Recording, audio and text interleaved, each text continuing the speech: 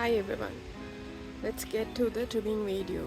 This is mainly to show you how I would get my hoyas to grow again after them being dehydrated, after traveling and being acclimated to a new environment and weather conditions. In my previous video, I've already told you that I am 1,000 meters high, almost 1,000 meters high from sea level. So now that all my plants are greened up again after the initial shock and whatever other shocks are over, and they are back in health, which I see with the new shoots and the healthy green it turned out to be. Now it's time to see which I can trim and which I cannot. I have clear examples to give you all. So let's start with my glabra schlechter. There are few cuttings over here, and you can see that from this cutting there is a shoot start. Okay, but there is this bit of here the stem that I can cut and rejuvenate. This is not a candidate for a trimming because it's already shooting out a stem. Right, that will confuse the plant if you trim it again. You guys know this is my usual trick, right? I would refresh cuts if there is a chance, when I want a chance of getting them to, or to trigger them to growing. But in this cutting, right, this is also a separate cutting, there's nothing, but similarly like this a dried up shoot is existing here. What do you guys think? Yes, this is a candidate for a trimming. Right, I'm just refreshing that dried up part and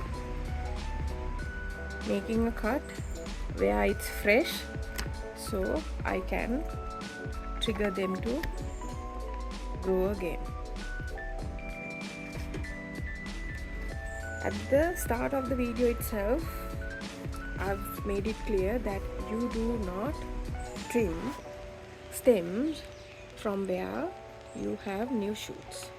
Okay, if it's dull and lackluster and it is of no growth, you can go ahead and trim. Okay, and here on from the top of this also there is a new shoot, so I will not be touching this vine any further. Okay, you have to examine all your vines. If you have few vines like this in my daycare, you have to examine every one individually and see where it's dull. Okay, which vine is it dull? Otherwise you will not see nothing because everything is potted together. There are like 6 or 7 cuttings here, maybe 8. So after inspecting, you can see if you want new growth, you can make a small cutting like this, right, with a mangy looking leaf, and you can get rid of that leaf also and give it a fresh start. Right. Here also I am seeing again another dull point. I will make a cut over there. Right. Let's go into my CV Jennifer. Here when I inspected yesterday, I saw this shoot has dried up. It has come from within the media. So the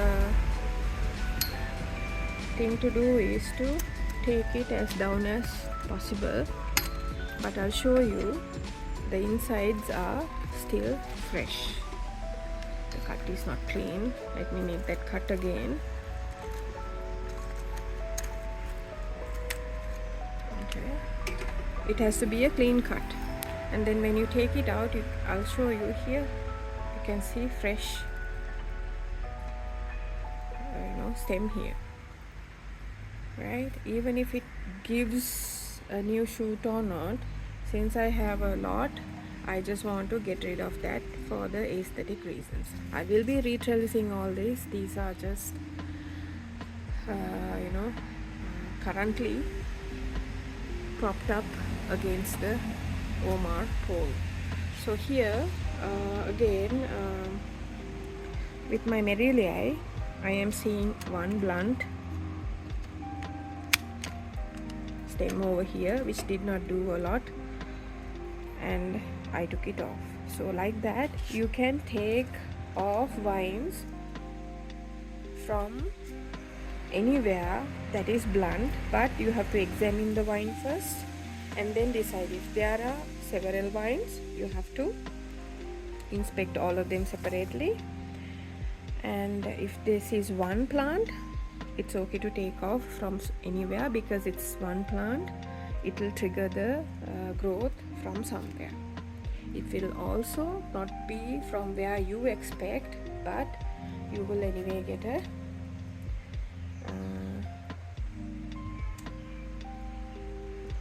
new shoot from somewhere. So at the ends, I'm taking these ends because the ends have dried up, right? But I'm leaving the leaf. If you want, because this leaf is small, you can take it somewhere over here just to maintain the size of your vine also. Okay, that is a trick I use to get a very nice and very luscious vine with all the leaves in the same size.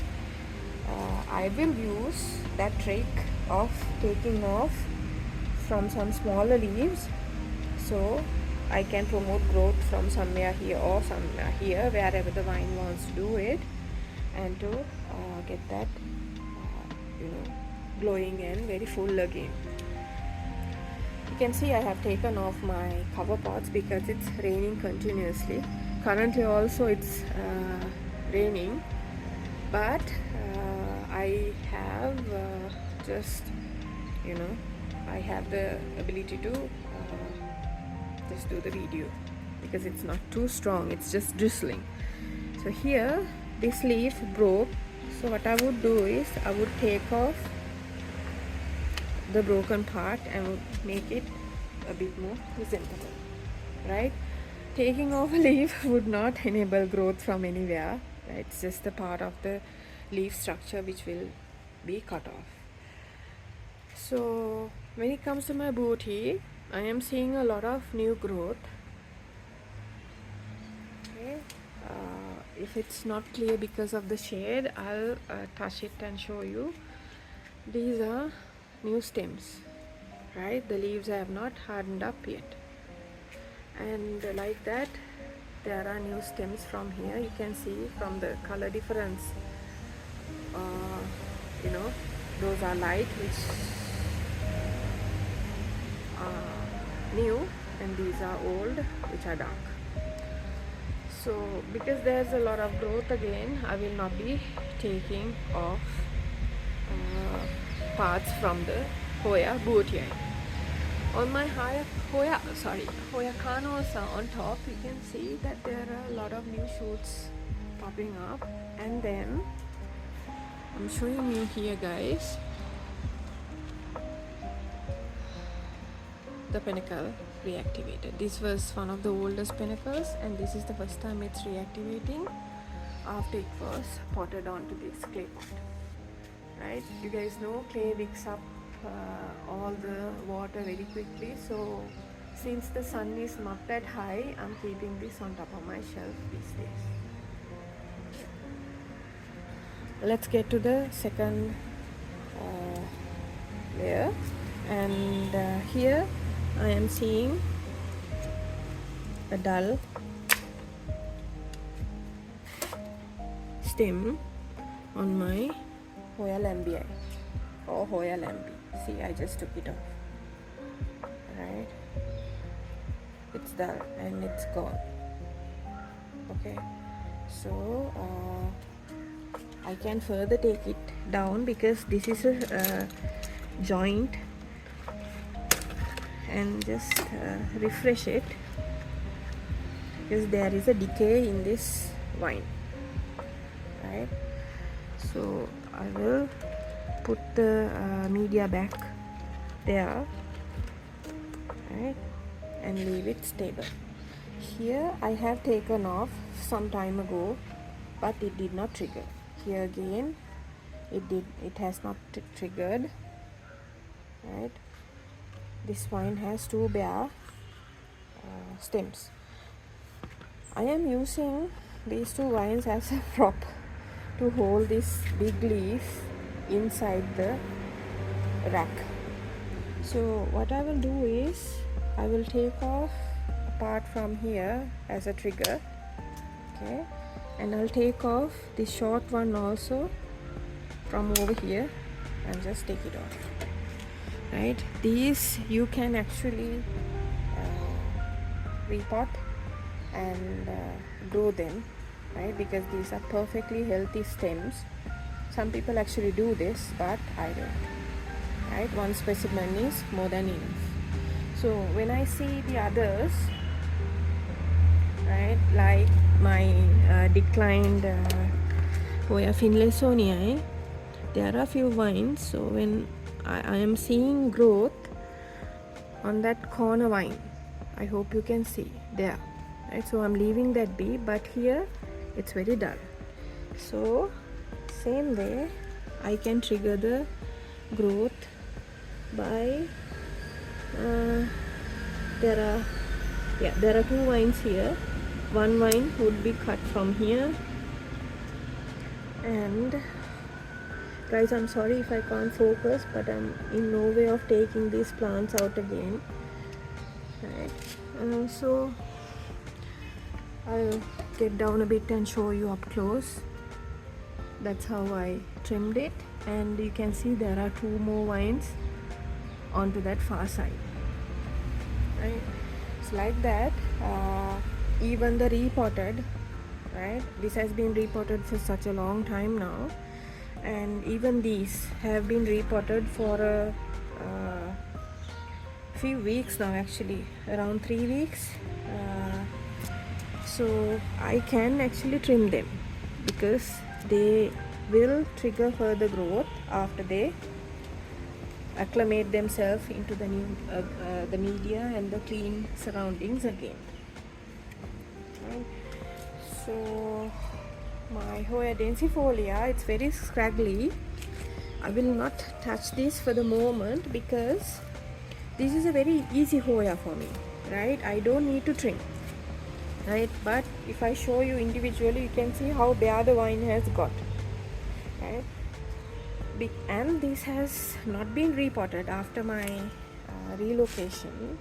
I did not repot this. I'm just leaving this because I know as soon as I trellis this again, this will start new shoots. Right, I have not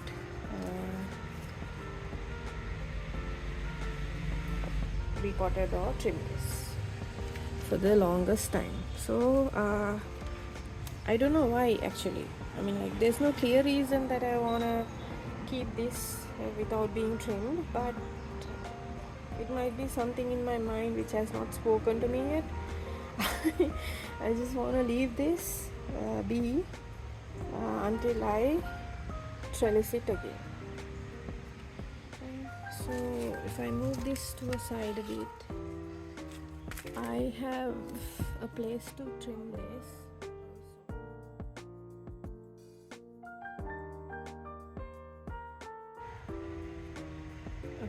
trim this from here too. I had to stop the video because it was getting too noisy, and I had to pour the excess water out of that pot.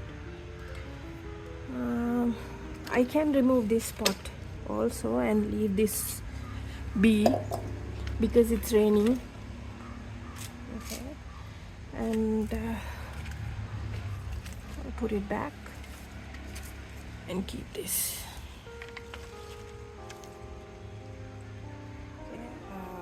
Coming back to the densifolia, the thing which I'm seeing, I think, is that I am not actually seeing a place to trim this, because these are very long. They are vines which I do not want to trim. That might be the reason. Okay, so I will leave it as it is, and I'll try to trellis this. Right. And here again, when it comes to my other two, which also was repotted, I'm seeing a dried shoot here. I'm taking them off, and it's very dodgy trimming them because you cannot trim from the middle of a ladder trellis because you do not know where the vine goes. So I'm trying to see where I can find any dried up stems, things like this, right? So I will be taking off from here and there because this is also recently repotted, and I have good growth from this actually. This is my Hoya quinquennaria. This is my Hoya acuta heart shape, and it's doing fine. It did not lose anything, so I do not think this is a candidate for any kind of trimming, right? Because it's shooting. Okay, here I can take it off actually, okay, leaving the panicle. But here this is a new vine, so I'm just gonna leave it. Right, if this does not throw any leaves, right, like normally what I do is, as soon as I see something, if it's not that dainty and if it has hardened up the new shoots, what I would do is I would wrap it around. There's a lot of vines wrapped around on this vine already, so therefore it's not easy for me to wrap it around also. So however, that's how I would trim. And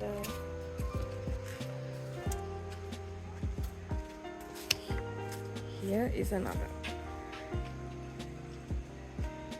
Okay, so from the bottom you can take off, it's fine, but you have to leave some be, and if there's a lot of new growth, you shouldn't do it. That's my experience, and that's how I want to do it, because as you can see, they normally come out with panicles also. These panicles in these new shoots you usually reactivate also. I had to restart in the evening to wrap up this video as my trimming is done. You have to remember, you should never think of pruning or trimming a plant if the plant is infested with some sort of bug or a fungal disease, meaning a root rot, a mealybug issue, thrips, or any sort of issue, because the plant is already in so much of stress. Okay. And if your plant is growing healthily like this than ever before, you do not need a trim. Right? When you are trimming, you have to pick and choose the spots that you will choose for the trimming according to how many vines you have in the pot. You have to inspect each vine and see. But if the vine has growth, if it has triggered growth, you should not do any kind of trimming there, because that would stunt or confuse the plant. Especially like I showed you on my Hoya elliptica, if you're seeing no problem in your plant, right, you don't have to trim. At the same time here, if you're seeing new growth, a lot of new growth, you don't have to, right? You can just trim a vine which has no growth at all, which is stagnant. That's what you should trim, right? That is in a case if there are more than one cuttings rooted in one pot. For these type of trimmings, as aftercare, what you can do is you can spray a high nitrogen fertilizer, that is a 30-10-10, or you can go along with the same fertilizer that you have been using. Most people use a 20-20-20 or an 18-18-18. It's a equal amount of NPK, nitrogen, phosphorus and potassium. So therefore you can go ahead with your usual fertilizer or increase it with something with high nitrogen, right? But you should never, after trimming, spray a high potassium fertilizer, because that is a bloom enhancer or a bloom starter. Okay, so guys, thank you very much for watching. Bye bye.